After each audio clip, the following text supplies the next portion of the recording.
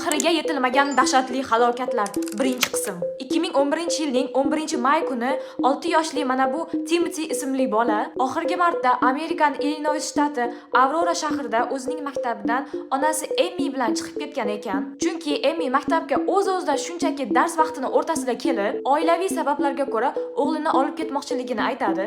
Lekin bolani o'qituvchisiga Emmy o'zini g'alati tutgandek ko'rinadi-yu, hech qanday aniq sabab bo'lmaganligi uchun bu holatga e'tibor qaratishmaydi va bolani olib ketishlariga ruxsat berishadi. Va aynan mana shu nuqta kamera suratga olgan oxirga yetilmagan dahshatli holatlardan birini boshlanish qismi bo'lib qoldi.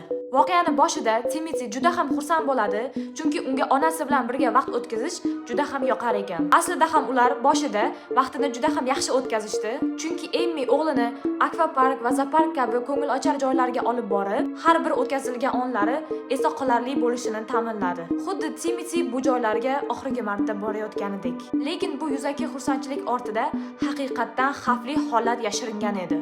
Bu vaqt davomida Emmy eri va boshqa qarindoshlari bilan suhbatlashishdan o'zini olib qochgan ekan. Lekin ularga doimiy ravishda qo'ng'iroq qilib, tetik va xursand ohangda hammasi yaxshiligini ta'kidlarkan-u, hech ham o'g'li bilan gaplashishga qo'ymas ekan.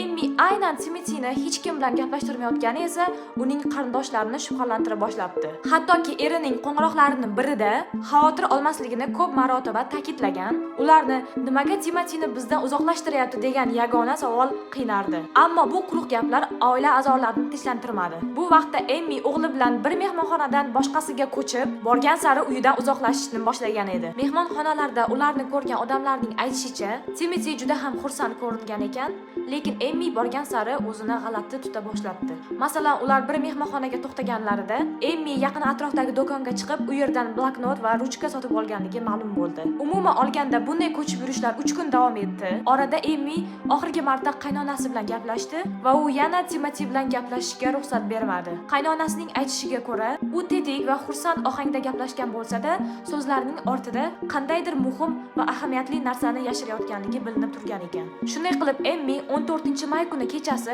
Rockford shahrining mehmonxonasiga yetib keladi, lekin eng etni jimirlatadigan tomoni, Emmy bu safar mehmonxonaga yolg'iz ro'yxatdan o'tganligi ma'lum bo'ldi. To'g'risi, bundan keyin sodir bo'lgan voqealarni ko'rib, ancha paytgacha o'zimga kela olmadim.